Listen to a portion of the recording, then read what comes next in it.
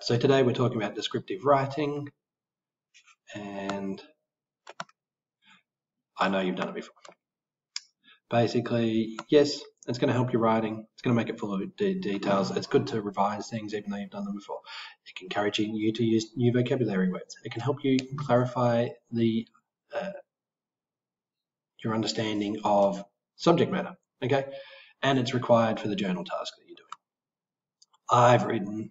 I'm never writing a narrative. I don't need this. So writing vivid descriptions can be used to make any piece of writing better, whether you're a self-employed plumber creating a pamphlet to drum up business, or you're a lawyer arguing a case, or a sports star writing for a newspaper. Almost any piece of writing can be enhanced through descriptive language. All right, find your right and an awesome teacher. Thanks. Tell everyone. That is definitely one way to pass your 8. So shall we start? So descriptive writing it's sensory writing. It's using all 5 senses, including onomatopoeia for sound. Okay, that big fancy word over here, onomatopoeia. We'll talk about that more shortly. It's using figurative language like metaphors, similes, personification, and hyperbole. That's pronounced hyperbole. Hyperbole. Don't say hyperbole. Using vivid verbs. Okay, so surprisingly, given it's descriptive writing and adverbs describe a verb, you're better off finding a better verb than adding an adverb, and using precise nouns with strong adjectives. It's also showing, not telling. So there's lots of parts to this. Okay, so we've got a video here from TED-Ed. They say it pretty well. Have a click on that link, watch that video, and then there's some questions to answer. Okay, so you need to write down 3 things you learned from the video. You need to write down 2 things you found interesting, and you need to write down 1 question you have. Sensory writing. Okay, this is using all the 5 senses to enhance your writing. Okay, this can help your audience experience the senses with you. So we've got sound, we've got taste, we've got touch, we've got sight, we've got smell. Okay, don't forget to maintain social distancing. Sound techniques. You can use onomatopoeia, pronounced on, mat, p, onomatopoeia. Fancy word. It just means words that describe the sound they make. Words like crash, bang, zoom, clank. Okay, so a pretty simple concept. Sight. You can pick specific visual details to describe colours or movement. This is probably what is already most prominent in your writing. Okay, but you can help enhance your writing of sound, so focusing on incorporating the sounds that you hear. The smells, anything. Incorporate all those 5 senses in your writing, okay, to make your writing just that little bit better. If you're eating something, describe the taste. If you can smell different smells, okay. If there's maybe in your journal you might be writing about the smell of the hand sanitizer everywhere. Figurative language. Okay, so this is when we are using language in a way which is not meant to be taken literally. Okay, so we're departing from the literal, we're moving away from it. So it's like a figure of speech. You don't say exactly what you mean. It's raining cats and dogs, for example. We know what that means. It's not raining cats and dogs, but you get your information across in a vivid way. So remember, these are not literal. They're figurative. Figurative language. We've got metaphors. Okay, Billy's legs are noodles. The ends of her hair are poison needles. Her tongue is a bristly sponge, and her eyes are bags of bleach. Pretty vivid description. Okay, so a metaphor creates a comparison between 2 unrelated things which share one common element. Each of them have one thing in common.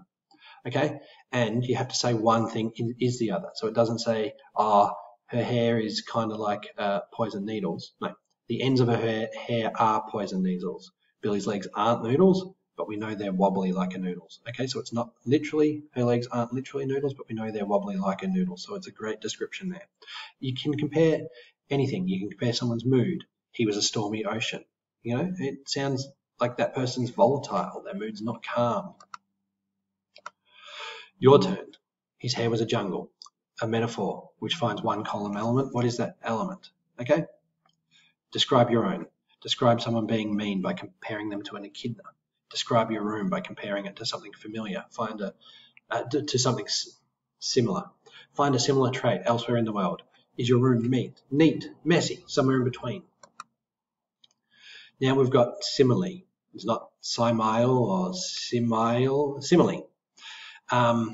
So if we look at the last one, Billy's legs are noodles, the ends of her hair are poison. This one, we just add like or as something as. So Billy's legs are like noodles. The ends of her hair are like poison needles. Her tongue is as bristly as a sponge, and her eyes are like bags of bleach. Okay, so we've got, it's the same as a metaphor, but we add in the like or the as something as. Okay, rather than saying it is something as we would in a metaphor, we say it's like something. Okay, so it's just like a bit of a little bit backed off. You can compare anything. He was like a stormy ocean, same as before. All right, your turn. His hair was like a jungle. Which do you feel is a stronger comparison? The metaphor, his hair is a jungle, or the simile, his hair is like a jungle? Now you're going to create your own simile. Describe someone being mean by comparing them to a kid. Describe your room by comparing it to something similar. Personification. All right, this is where we give human traits and qualities such as emotion, desires, sensation, gestures, speech, any of those things, anything that you know needs to be human or may not be, and you give those traits to something which isn't human or isn't alive. So it's basically making something into a person, personification. So we know the ification suffix means making, creating, causing. So this is creating a person basically out of something. So giving human qualities such as, here's the example, the wind whispered through the dry grass. Okay, the wind can't whisper, only humans can. Therefore, this is giving the wind human characteristics, making it like a person. Okay, that's personification. The flowers danced in the gentle breeze. Okay, the flowers can't dance, but we get a sense of how they, and I've got a typo there, sorry about that, how they are moving. Time and tide wait for none. It's okay, as the saying goes, we know they literally can't wait. Okay, but it's figurative and it's giving them a human characteristics. The fire swallowed the entire forest. Okay, a fire can't swallow. Other animals can. This is still personification though. This is still making it into giving it human traits. Your turn. You got to highlight the word below where someone is creating,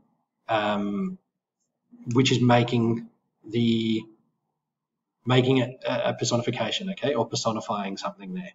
And then I want you to create your own. Describe the clouds using personification. Describe another thing by giving it human characteristics, okay? So your choice there. Now we come to hyperbole. This is extreme exaggeration, okay? So a fancy word again with a pretty simple concept. I'm so hungry I could eat a horse. You couldn't really eat a horse. A whole horse, all of it, parts of it would be disgusting. You'd probably leave them alone and you'd be full after a steak that big, I'd say, more than likely. Some of you probably even a smaller steak. So you couldn't really. It's not literal. It's just exaggeration. Mum is going to kill me. You've probably said it a million times and you're still alive. Okay, so we know it's hyperbole. It's an extreme exaggeration. Mum's just going to be a little bit angry at you. He's as skinny as a toothpick. Okay, not literally. Or he'd be in hospitals with doctors examining him, or he'd be using his skinny powers to go through keyholes or something. I don't know. It's not literal. It's just figurative and it's extreme exaggeration. Okay, so your turn. You're going to recognize what's being exaggerated here. He's running faster than the wind. Okay, tell me what's being exaggerated in these next one here. The bag weighs a ton. The man is as tall as a house. This is the worst day of my life. And then you create your own down here. I'm so angry I could. Okay, your turn to create hyperbole. All right, show, don't tell. We got a little video here, a 2-minute video. This is just about showing rather than telling. Okay, when describing a character's feelings, the writers don't just say, oh, they felt sad. Okay, you got to show us how they feel. Joey, and look at this example here. Joey missed his father. It just tells us what Joey feels. Okay, you want to show us. You want to make us feel. You want to get us to empathize with Joey. Joey hadn't seen his father for a long time, not since he was in kindergarten. He couldn't remember his father's face very well, but at night he could still hear him say, "Good night, Joey. I love you." All right. So that description there shows us how Joey misses his father. Okay. How long since he's seen him? He hasn't seen him since kindergarten. Joey just missed his father. Pretty boring. This description here, very vivid. Okay. You can experience that. You can understand that. Your turn for show, don't tell. Write down a more interesting description to show the feelings. Old Mr. Chan was hot and tired. Could become, old Mr. Chan had used a tissue to wipe the sweat from his face. He got ready for the slow, steep walk up the stairs. Every day, it's the same, he thought. Okay, so we know that he doesn't really like that. He's feeling bored with his life, okay? And he's hot. He's wiping the sweat from his brow. Okay, so I've given you some of the answers there, but that's okay. Which of the 5 senses does the description appeal to? So we're going back to the 5 senses from the writing. I was in the waiting room. I was nervous. Rewrite this description by showing the reader what it was like to be nervous. Appeal to the senses. Focus on the body's physical response. Focus on the face, the eyes, the mouth. You know, what's happening to you? Is your blood pulsing? You feel sweaty? Is there tears welling up? Are there tears welling up in your eyes? Alvin hated his grandfather. Okay, rewrite this so that you show how Alvin hated his grandfather. What happened to Alvin, and what was his feelings like? Bill was frightened. Okay, he thought someone was behind him. Rewrite this so that you're showing. And Joey was afraid. There was a storm. The lights went out. Rewrite this so that it's showing rather than telling. Okay, putting in all those details. So parts of speech refresher. Nouns are people, places, things, or ideas, concepts. So Mr. Joyner is a noun. Adelaide is a noun. A table is a noun. Friendship, the idea of friendship, the concept of friendship, it's a noun. You can put the word the or an in front of a noun. Okay? Running is a verb. I can't say an running or the running unless it's functioning as a noun. So if I say the running of a race, that's a noun phrase, basically. I would need more to that sentence. The running of a race happened very fast. Happened is the verb in that sentence, even though running has ing on the end. Adjectives describe a noun. So what kind of table was it? A wooden table, a broken table. Wooden and broken are both adjectives. Verbs are doing words. He is big. The word is the verb. She ran. What? An is the verb. No, that's ran is the verb. That's a mistake there. Typo again, sorry. Adverbs describe or add to a verb. So strong verbs do not use adverbs. We don't want to describe the verb. We don't want to say he walked softly. Okay? It's a bit weak. Okay? You can say he crept. It can shorten your writing and make it stronger and more sophisticated rather than using two words. When you can use one, you're going to choose a better word. Okay, so write down some more interesting words to replace the verb and adverb. They normally end in ly in the sentence. So replace the quickly, slowly, musically, angrily, quietly. Okay, replace those adverbs. Delete weak verbs. These are all weak verbs. Search and replace these in your writing to make sure you're showing rather than telling. He had a swollen thumb. His thumb pulsed and glowed bright red as it grew bigger. Okay, you're going to replace those weak verbs.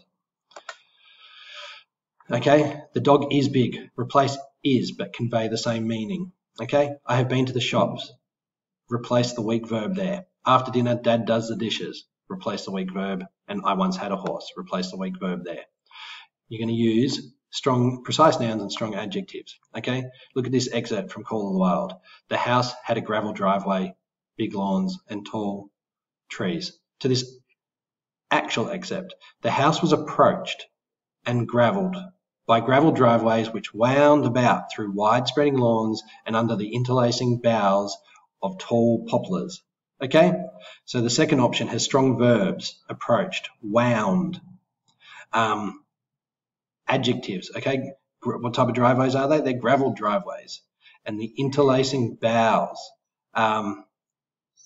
interlacing, they're weaving together. And what type of lawns are they? They're wide-spreading.